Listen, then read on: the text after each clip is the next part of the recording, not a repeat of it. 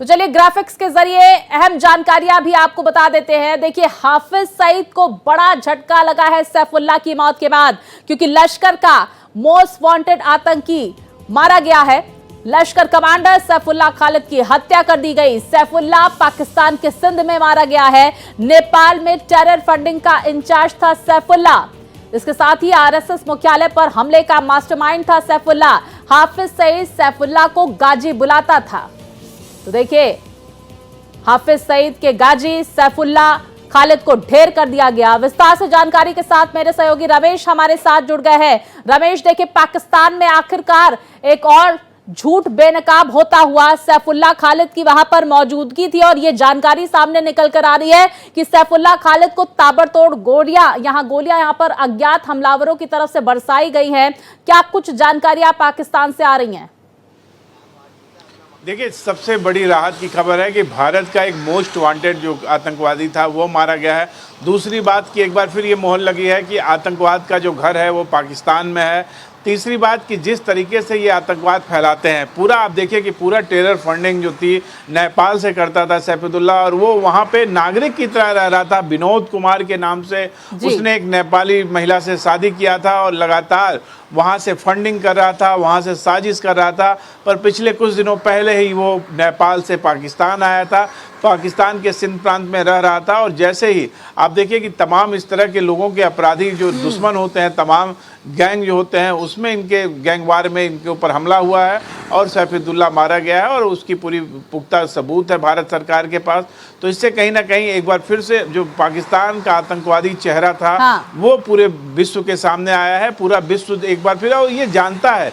ये आप देखिए कि रमेश, जानकारियां ये भी सामने निकल कर आ रही थी कि पहलगाम आतंकी हमले का मास्टरमाइंड भी सैफुल्लाह खालिद था। जिस बात का आप जिक्र कर रहे हैं, एक बड़ी कामयाबी भारत को मिली है, लेकिन अज्ञात हमलावरों की तरफ से वहां पर ढेर कर दिया गया है सैफुल्लाह खालिद को। इस पर पाकिस्तान सरकार की तरफ से या फिर और भी कोई प्रतिक्रिया आई है क्या पाकिस्तान से? देखिए, पाकिस्तान सरकार इस पर प्रतिक्रिया तो अभी नहीं दी है। अगर देती है तो हम अपने दर्शकों से अवगत कराएंगे। पर इस तरह के आतंकवादियों के मारे जाने पर पाकिस्तान सरकार किस तरह से सामने आएगी, वो खुद बेनकाब हो चुकी है। तो इस तरह से पाकिस्तान सरकार तो नहीं कहीं सामने आएगी, पर इतना तो तय है कि जिस तरह से आतंकवाद की कमर तोड़ने की एक सिलसिला चला है, उसमें इस आतंकवादी की मृत्यु से कहीं ना कहीं एक बार फिर आतंकवाद को एक बड़ी चोट पहुंची है। और देखना होगा कि जो और मास्टरमाइंड हैं वो कितने जल्दी इस तरह के हमले में मारे जाते हैं। बिल्कुल, देखिए, ये बड़ी कामयाबी मिली है। हालांकि देखिए, अज्ञात हमलावरों की तरफ से ये हमला हुआ है, लेकिन ये खुशखबरी भारत के लिए भी है।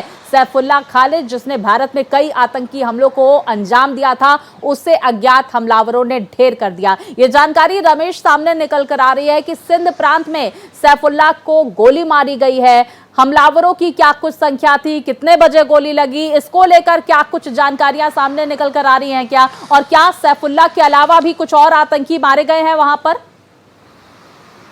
देखिए, ये जो हमला हुआ वो सुबह का समय था, और सैफुल्लाह के ऊपर मोटरसाइकिल से आके हमलावरों ने गोली मारी। पर वो कितनी संख्या में थे, क्योंकि इस तरह के जब अटैक होते हैं तो आगे पीछे तमाम जो आते हैं अटैक करने, उनके लोग रहते हैं। तो इसलिए एग्जैक्ट संख्या बताना ये अभी मुश्किल है, क्योंकि अभी ज़्यादा डिटेल नहीं आ पाई है सामने। पर इतना तय है कि जिस तरह से मारी गई हैं गोलियां, वो उसकी हत्या करने की पूरी साजिश थी। हत्या किया गया क्योंकि तमाम, देखिए, इस तरह के आतंकी हमलों का ये मास्टरमाइंड था। आप नागपुर का राष्ट्रीय स्वयंसेवक संघ के मुख्यालय की घटना को याद करिए, किस तरह से इन लोगों ने गाड़ियों में RDX भर के और वहाँ पर हमला किया था। पर वो सुरक्षा के जो CISF के जवान लगे थे, उनकी जो मुस्तैदी थी, उसके नाते उस हमले को बचाया जा सका। RSS के कार्यालय को मुख्यालय है राष्ट्रीय स्वयंसेवक संघ का, तो कहीं ना कहीं लगातार इस तरह के बड़ी घटनाओं का ये मास्टरमाइंड था। तो इसलिए भारत के लिए एक बड़ी राहत की खबर है, और आतंकवाद के लिए बड़ी दुख की खबर है। पाकिस्तान में अब सरकार क्या कहती है, सरकार के बयान आने के, आधिकारिक बयान आने के बाद ही सारी चीज़ें स्पष्ट हो पाएंगे। बिल्कुल, देखिए, वहाँ पाकिस्तान में ज़रूर आतंकी के मारे जाने के बाद रोना पिटना मचा होगा, लेकिन ये भी समझने की कोशिश जरा रमेश आपसे कर लेते हैं, सैफुल्लाह खालिद का क्या कुछ बैकग्राउंड रहा है, किस पृष्ठभूमि से सैफुल्लाह खालिद आता है और आखिर उसने क्यों आतंकी बनने की ठानी और उसके बाद एक के बाद एक कई आतंकी वारदातों को भारत में अंजाम दिया। अभी तक पकड़ा नहीं गया क्योंकि लगातार पाकिस्तान भाग जाता था वो, और आखिरकार सिंध प्रांत में उसे अज्ञात हमलावर ने गोली मार दी।